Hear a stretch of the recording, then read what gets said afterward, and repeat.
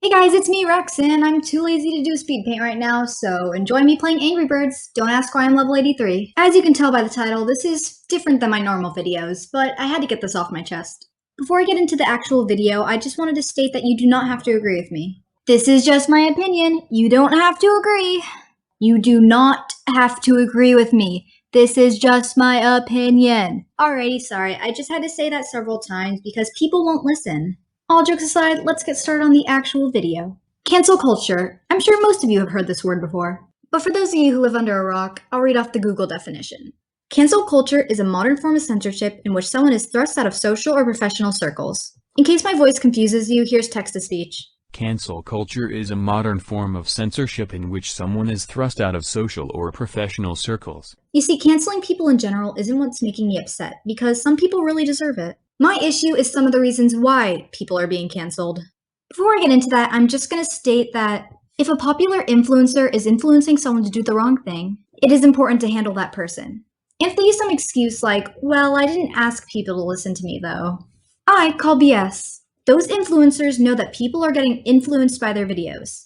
And I'm not necessarily saying that you have to cancel them. However, you have to make sure they can't influence people to make bad choices. By bad choices, I mean doing drugs, harming themselves and others, being offensive, saying slurs, and all that jazz. There's a difference between canceling people for valid reasons and canceling people for reasons that are just plain stupid. There's a lot of gray area in some of these, however, these are some reasons I think are valid. Scamming people, robbing people, influencing people to do drugs, influencing people to harm themselves and others, being offensive, and doing other bad acts without showing any signs of improvement. That goes for all of these. I think they're cancel worthy if the person doesn't show any sign of improvement. However, if the person didn't understand what they did, or they did it a really, really long time ago, and they definitely have shown that they've improved or understand what they did was wrong, please don't cancel them unless they did something like really bad. However, if they said something genuinely like super offensive that can't be redeemed, I understand not wanting to have that person, around anymore.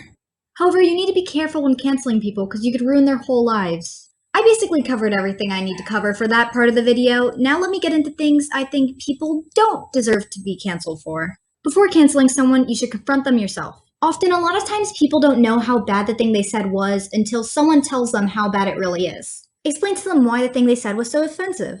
Everyone makes mistakes, and the only way they can learn from them is if you explain to them what they did wrong. Plus, the thing they said could have been said a really long time ago, and they could have improved by then. Before saying don't support said person for doing said action, maybe see why they did it and their side of the story. Because let's be fair, a lot of things we say and do can be taken out of context and look really bad, you know? Plus, people can edit and manipulate images to make someone else look bad. This can also go for canceling people under the age of 18. The rational part of the human brain isn't fully developed until around age 25. This explains why people are more likely to make bad decisions when they're younger than when they're older. Before canceling someone over something they said or did when they were 13, check to see if they changed. I myself am a pretty good example for this. So get comfy because it's story time.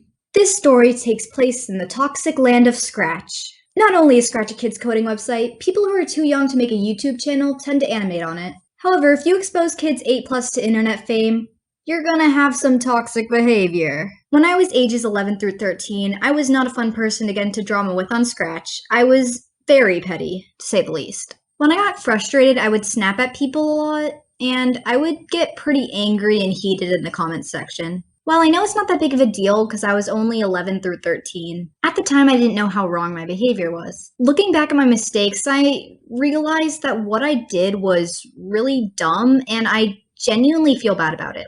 My behavior was unacceptable in my personal opinion, and I know a lot of 11 through 13-year-olds do that since, they're not mature and they're bound to do stuff like this.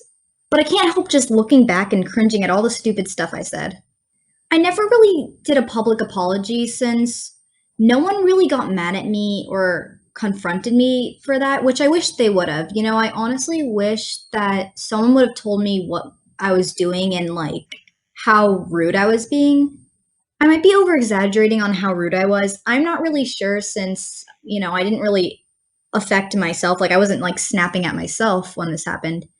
However, looking back, I think I was pretty rude, but what I'm trying to say is, if I ever hurt you in any way, like verbally, or snapped at you, or got into a petty fight with you, I'm genuinely really sorry for what I did. I know I was ages 11 to 13 and I was immature and stupid, however, I shouldn't have snapped at anyone.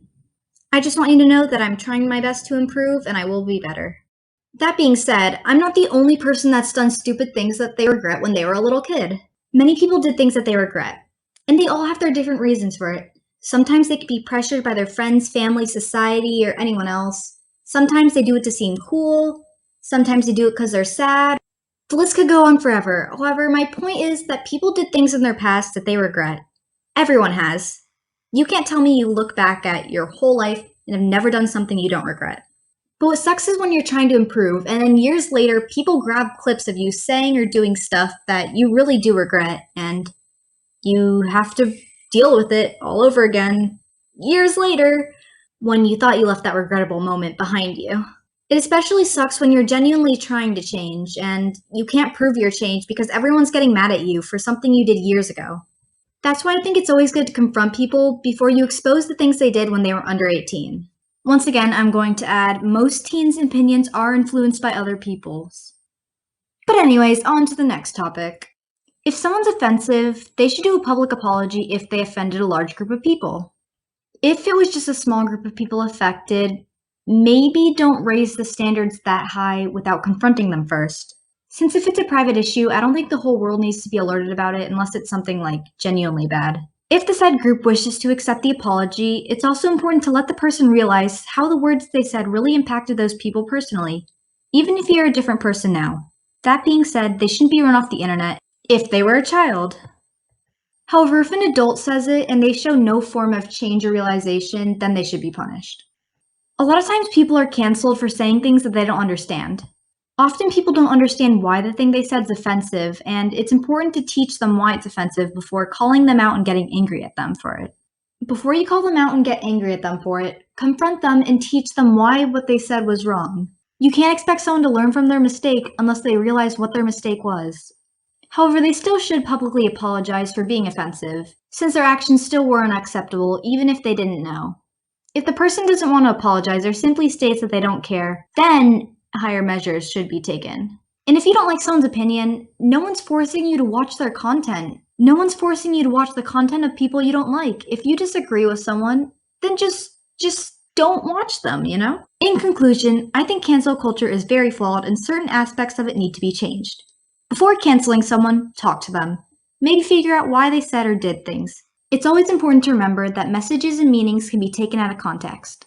I think what I'm trying to say is, think before you cancel someone. Try to figure out their side of the story and why they said or did the things that they did. Before you ruin someone's career, confront them, give them constructive criticism, and see if they've changed as a person. I'm getting pretty tired of talking, so let's wrap things up. Thank you so much for watching this if you made it this far. I really had to get that out. If you disagree with anything I said in the video, guess what? That's totally okay. I don't really care. I'd honestly love to see everyone's opinions down below in the comments since I like hearing different sides of people's stories and opinions. I hope you enjoyed this video and I hope you enjoyed watching me play Angry Birds. Until next time, Rex out.